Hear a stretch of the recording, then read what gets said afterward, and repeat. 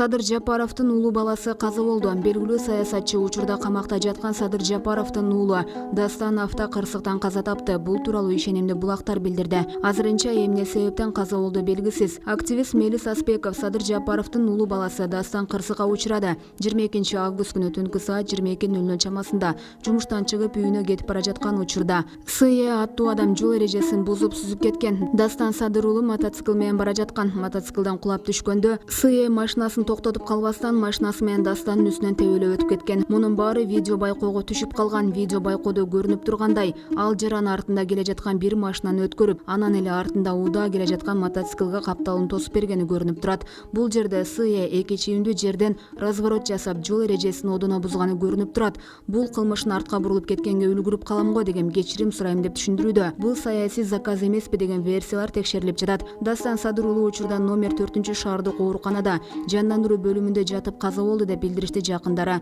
Дастан 14 август 1992 жылы туулган деп билдирди. Садыр Жапаровдун үй бүлөсүнө жана жакындарына Кыргыз Тайм YouTube каналынын жамааты терең кайгыруу менен көңүл айтабыз. Садыр Жапаровдун баласы Дастан Садыр уулунун сөөгү Түп районунда жерге берилет. Абактагы саясатчы Садыр Жапаровдун уулу баласы Дастан Садыр уулуну акыркы сапарга узатуу Ысык көл облусунун Кең Суу айылында өтөт. Бул тууралуу Жапаровдун жакындарынан белгилүү болду. Буга чейин маалымдалгандай, Дастан Садыр уулу мындан 3-4 күн мурун жол кырсыгына кабылган. Ал 14 августта 27 жашка толгон. Маркум Дастан Садыр уулу 1992 жылы туулган. Дастан Садыр уулу 4 бир тууганын уулусу Рустам жана Нурдөөлөт деген эки иниси жана Жанайым аттуу карындашы бар.